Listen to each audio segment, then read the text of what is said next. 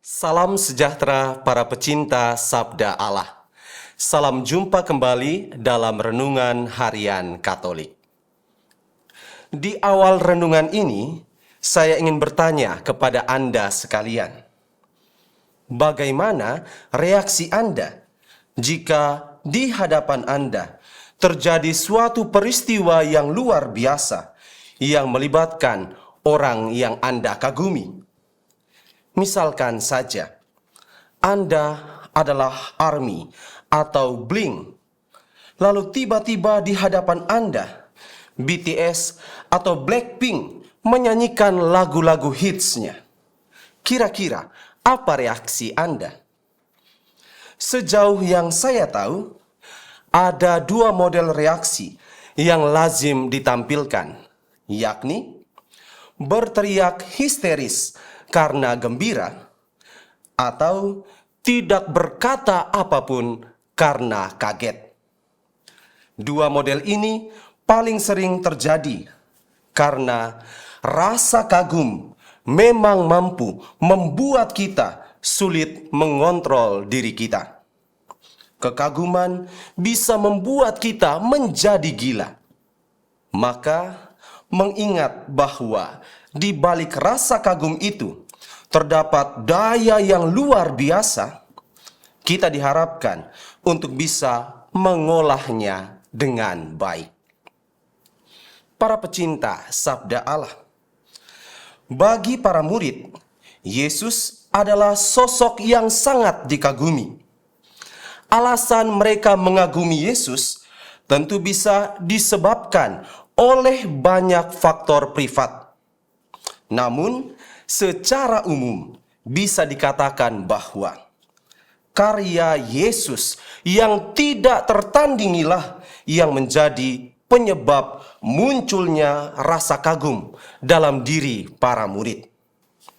Tidak seperti kebanyakan orang pada saat itu, Yesus menampilkan dirinya sebagai sosok yang berwibawa dalam mengajar dan penuh kasih dalam bergaul. Sehingga dimanapun Yesus berada, ia selalu bisa menarik perhatian orang-orang yang berada di sekitarnya.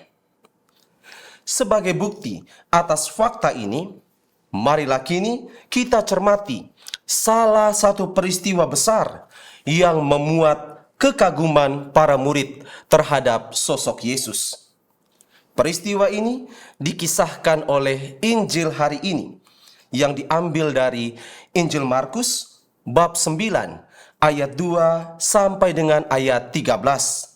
Dan peristiwa ini dikenal dengan nama Transfigurasi Yesus.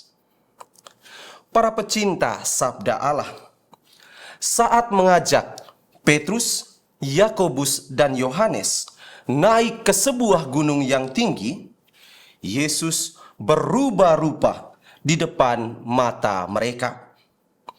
Bila mana sebelumnya pakaian yang dikenakan oleh Yesus amat sederhana, pada saat peristiwa itu terjadi, pakaiannya menjadi sangat putih berkilat-kilat.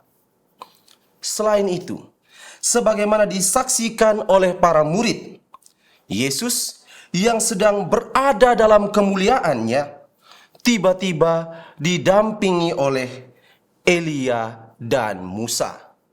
Lalu ketiganya terlibat dalam suatu pembicaraan yang serius. Dalam sejarah perkembangan iman bangsa Israel, Elia dan Musa adalah dua nabi besar yang sangat berpengaruh. Semasa menjalankan tugas kenabiannya, keduanya amat dekat dengan pewartaan janji Allah tentang kedatangan Mesias. Maka kehadiran Elia dan Musa saat peristiwa transfigurasi Yesus ini mau memberikan konfirmasi tentang pemenuhan janji Allah bahwa Yesus adalah Mesias. Konfirmasi kedua nabi ini kelak disinggung juga oleh Yesus saat ia berkata kepada para muridnya bahwa ia akan bangkit dari antara orang mati. Namun, para murid belum bisa memahami perkataan ini sampai segalanya terjadi. Para murid hanya bisa kagum atas peristiwa itu, hingga Petrus pun berniat mendirikan 3 kemah bagi Yesus, Elia, dan Musa, karena mereka saking bahagia menyaksikan peristiwa tersebut. Para murid tidak mau peristiwa ini segera berlalu. Mereka ingin terus tinggal di sana. Alhasil, sebagai reaksi atas niat ini, terdengarlah suara dari awan yang berkata, "Inilah anakku yang terkasih, dengarkanlah dia." Artinya, kini yang harus dilakukan oleh para murid bukanlah memaksakan kehendaknya kepada Yesus, tetapi mereka harus mendengar semua sabda Yesus, karena Yesus akan menuntun mereka kepada keselamatan. Maka dari itu, para pecinta sabda Allah, apabila kini dalam diri kita pun ada rasa kagum kepada Yesus seperti yang dimiliki oleh para murid, segera jadikanlah kekaguman itu sebagai bara yang membakar semangat kita untuk terus mendekati dan mencintai Yesus. Jangan pernah berhenti tergila-gila kepada Yesus.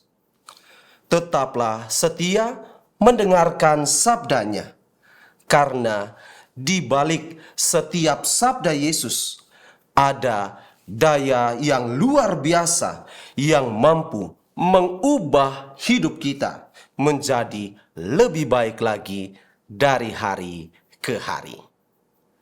Tuhan memberkati kita sekalian.